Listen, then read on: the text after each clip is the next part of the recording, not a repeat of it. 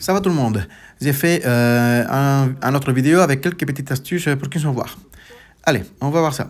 Hop, à tout à l'heure. Eh bien, bah, la première, c'est pour éviter des situations un peu litigieuses. Donc, c'est quand vous savez, par exemple, une unité et que vous voulez la tourner toujours.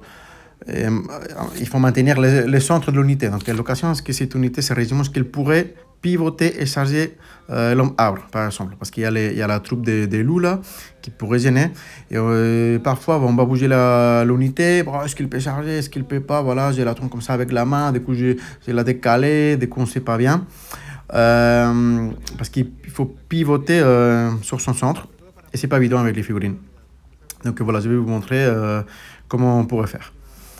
Il y a deux façons de faire. Donc voilà, on va vous montrer ça tout de suite. Et surtout qu'avec un régiment, c'est plus facile. Quand c'est une horde, des choses comme ça, c'est plus compliqué encore. Donc déjà, on va marquer l'unité avec quelque chose, hein, parce que comme ça, on pourrait l'enlever. Vous allez voir, hop, on l'enlève. Et hop, on la remet à sa place. Et on met ça à sa place. Donc ça, l'occasion, c'est un plateau de mouvement, mais ça pourrait être un carton, un papier, n'importe quoi. Donc vous faites plusieurs avec des différentes tailles d'unités. Et voilà, on tourne comme ça. C'est beaucoup plus facile avec les deux mains, je vous rassure. Donc il y a un main qui tient comme ça, avec un doigt et l'autre il va et tourne quoi. Et comme ça, bah, voilà, vous n'avez pas besoin de bouger le figurine parce qu'après, ouais, est-ce qu'elle était là, est-ce qu'elle était un peu plus à droite, est-ce qu'elle était plus à gauche, ouais, vous faites avec les lasers. Voilà, vous pouvez bouger l'unité tranquille. Ça, je vais remercier Monsieur Kel, que c'est lui que j'ai vu utiliser ça. Et vraiment, c'est super sympa. C'est vachement utile. Hein. Une autre façon, si vous n'avez pas fait des choses comme ça, hein, donc, comme moi, par exemple, j'ai pas ça, j'ai pas fait ça. Il y a une autre façon de faire, d'accord? Donc, vous allez voir tout de suite. Hein, ça peut dépanner dans des situations un peu compliquées où on ne sait pas bien où était l'unité et vraiment on veut faire propre. Hein, parce que voilà. Mais sans faire esprit, on va bouger. Après, on ne sait pas. Après un combat, il va se former l'unité. On ne sait pas où il était. C'est bordel. Donc voilà, vous placez quelque chose déjà pour placer savoir où il était l'unité, là, les petits en bois. Vous mettez 4 dés, d'accord? C'est pas mieux à ça. Hein. Les 4 dés, ils sont mis, vous allez voir, juste pour, voilà, vous faites avec un laser. À l'œil, ça, franchement, ça va aussi. Hein. Mais avec un laser, c'est vraiment plus propre. Et vous mettez comme ça. En fait, c'est, voilà, pas là, pas là. C'est vraiment qui passe au milieu de l'unité, au centre, de l'un et de l'autre. Enfin, ça va faire vraiment oui, l'intersection des deux lignes, d'accord, qui va marquer virtuellement les centres de l'unité. Donc là, on pourrait l'enlever.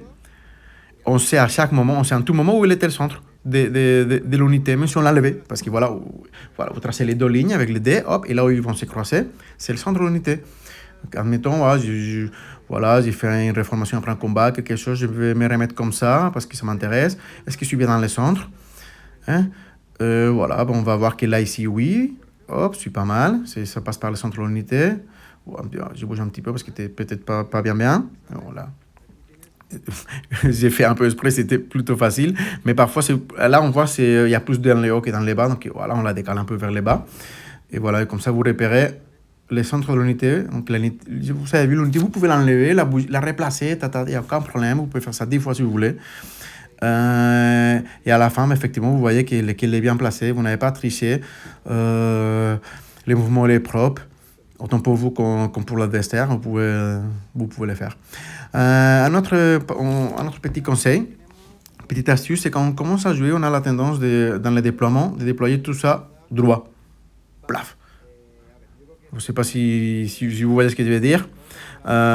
Et au fur et à mesure qu'on commence à jouer, parfois on se rend compte que, enfin, c'est pas obligé de faire un déploiement en toutes les unités comme ça à droite. Hein. On peut bien, voilà, tourner comme ça. Hein. Si on sait que premier tour, on a l'intention de partir par là, hein, pour gêner l'ennemi, pour aller chercher un objectif, quelque chose, bah, c'est pas interdit. Hein. On peut les mettre comme ça, comme ça. Voilà, ça paraît un petit détail tout con, mais franchement, Ça aide. Hein. Moi, depuis que j'ai fait ça, par exemple, je trouve que ça va mieux. Quoi. Enfin, c'est des petits détails qui, parfois, on ne pense pas par habitude.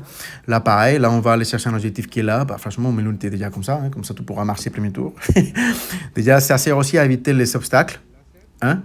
Donc, il est là, placé avec un laser. Toujours, moi, j'ai fait ça. Toujours regarder avec un laser. Quand je place une unité, ça prend 2 secondes.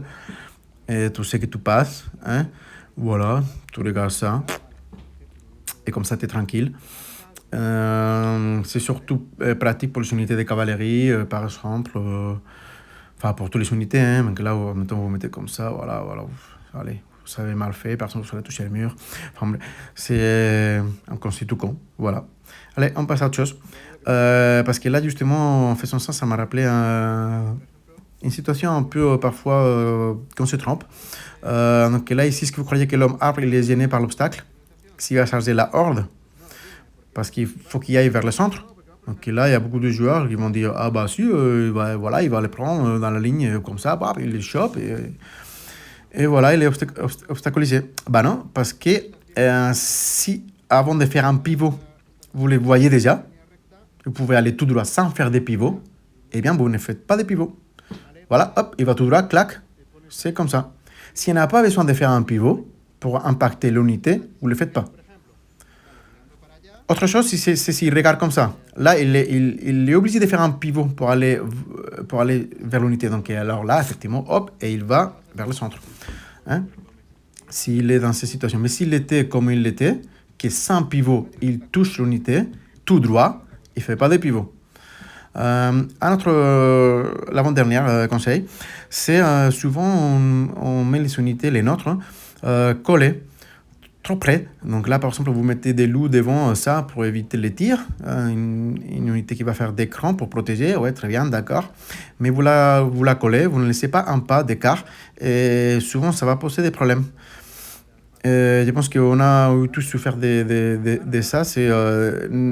On fait des bouchons dans notre propre camp, avec notre propre figurine. Donc là, typiquement, l'unité s'est fait charger.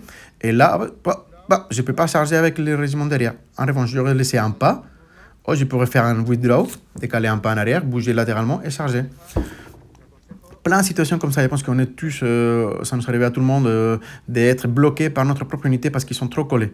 C'est un truc tout con, mais franchement, si on réfléchit avant, à avoir ces réflexes de décaler nos unités, de ne pas les coller trop, de laisser au moins un pas, c'est super pratique parce qu'on va pouvoir, par exemple, voilà, faire autre chose, faire un pivot, aller charger ailleurs, faire une réformation différente. Voilà, donc un conseil, je pense que c'est pratique. Et on va passer au dernier.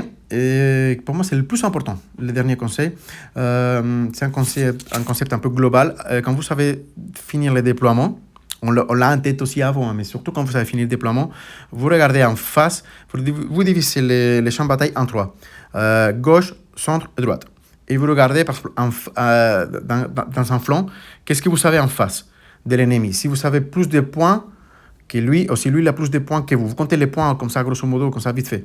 Si vous voyez que lui, il est plus fort que vous, dans un flanc, alors là, il ne faut pas jouer, en gros, il faut essayer de décaler, d'éviter que le jeu il avance. Il faut essayer un peu d'aller en arrière, d'éviter les combats, surtout de retarder de l'ennemi. Si au contraire, vous voyez que vous avez plus de points que l'autre en face, là, il faut y aller. Vous êtes supérieur, vous savez, vous pouvez l'écraser. Il faut aller au plus vite pour pouvoir après revenir peut-être dans les centres et gagner la partie. Donc voilà, il faut essayer de profiter. C'est super important, je pense.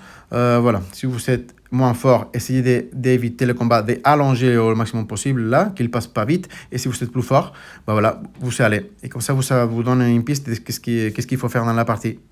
Voilà, un petit conseil. Allez, salut à tout le monde.